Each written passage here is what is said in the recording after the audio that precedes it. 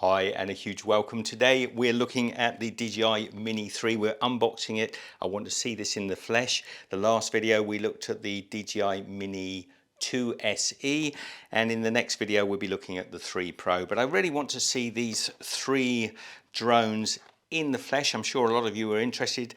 Currently early 2023, these are probably the best travel drones that you can get. I'm just going to again take this awful little bit of cellophane off the box. There we go. 249 grams, the same as all three, or under 249 grams, which makes it legal in most countries in the world. The other thing is I'm not going for the fly more packages. I'm not really interested.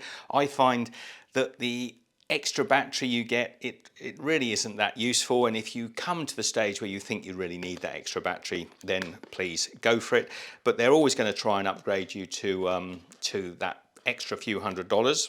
I find drones we've had in the past, we don't tend to use that extra batteries, but if we need it, we'll get it. Little tag on the front of the box, open it up. I'm getting familiar with these drones. I was surprised by the SE, just how beautiful and small it was. Same as the Mini 3, it's a tiny bit bigger. And this one's wrapped. Was the other one wrapped? So no, the drone in the other package was just laying there beautifully on the top. In this one, it's all in an opaque plastic bag. And there she is. So again, gorgeous little compact drone. Slightly different configuration than the Pro, I'm led to believe. So, I mean, let's just pull those out so you can see those legs. These little feet here that are on the DJI Mini 3, they're not on the Pro. I think that's to keep the weight down and have all the obstacle avoidance. The main thing, or the main difference, along with maybe a few other things, the controller, is this drone only has limited obstacle avoidance. I think maybe forward and down. So yeah, no, it's beautiful. These aren't going to be long videos. I'm not going into the in-depth about the camera. I think this one also flips around to do portrait mode. Not really interested in that. But let's see them side by side. Straight away I can see overall it's a bulkier drone. You know, chunkier. You'll remember the SE, I could get into the shirt pocket here. I don't think I'm even tempted to try and get... No, that's not going to go in the shirt pocket. It's also not going to go like a packet of cigarettes under your t-shirt. So overall, it's a bit bigger.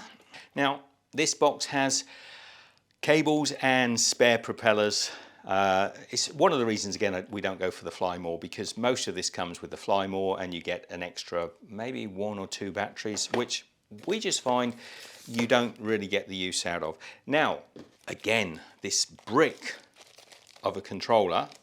So we've got the little drone here, not quite as tiny as... I can see why people like the SE. Really is a tiny little unit. I just want to check that this controller is identical to the SE controller. A little darker grey perhaps, but that may be just, you know, the batch numbers. That's much the same. I'm pretty sure it's identical. Again, you've got this little cradle at the top here. You can get your phone, pop it in there nice and easy, and you end up with this huge but I'm sure visually quite appealing when the whole app is up and running. And again, these cool little thumb screw tucked away in the bottom here, so you can just screw those in there. That's a nice little feature. Before, in the old drones, it was always a problem putting these away, wasn't it, Michelle? Mm-hmm. Mini 3, looking beautiful.